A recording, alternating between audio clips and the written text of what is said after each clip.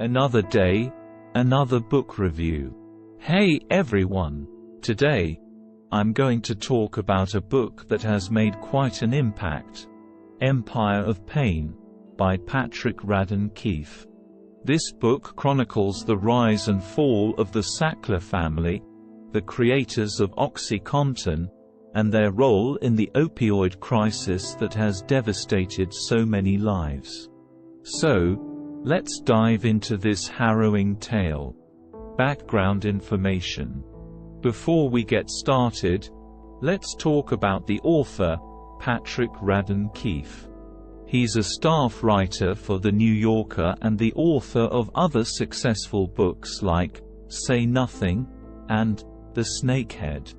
With Empire of Pain, he takes a deep dive into the history and actions of the Sackler family, one of America's richest and most secretive dynasties. Book overview. Empire of Pain is divided into 3 parts, each focusing on a different generation of the Sackler family.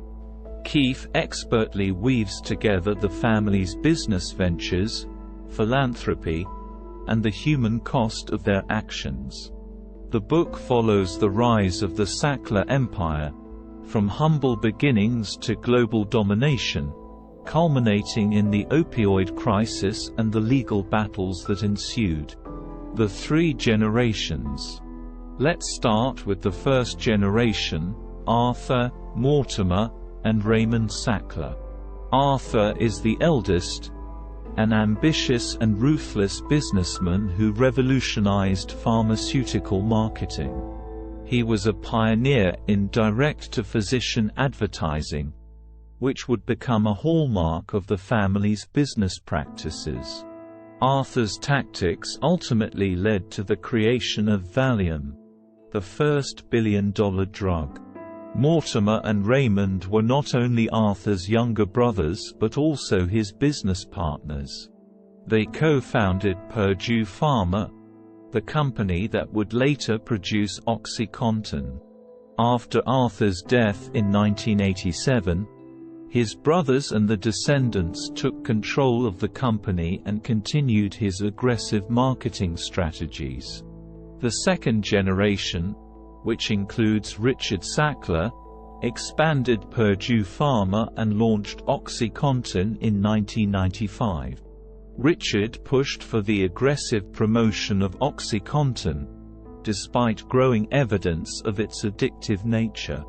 He played a significant role in shaping the company's image and policies.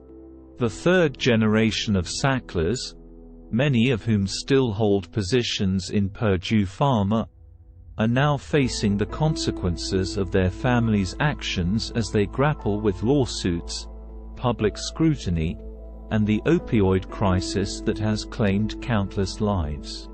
OxyContin's dark side.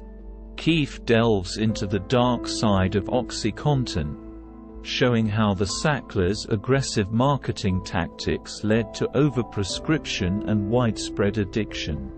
They downplayed the risks of addiction, pushing doctors to prescribe ever higher doses of the drug to patients.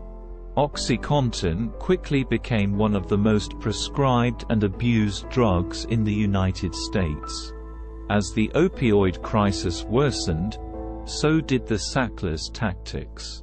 They blamed the victims for their addictions, calling them reckless criminals and drug abusers, while refusing to accept any responsibility for their role in creating the crisis.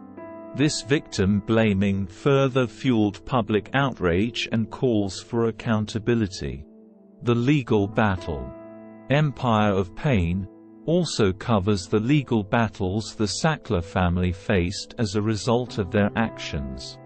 The book details the lawsuits and settlements from states, cities, and individuals, as well as the 2020 Department of Justice settlement, which saw Purdue Pharma plead guilty to criminal charges related to its opioid marketing practices.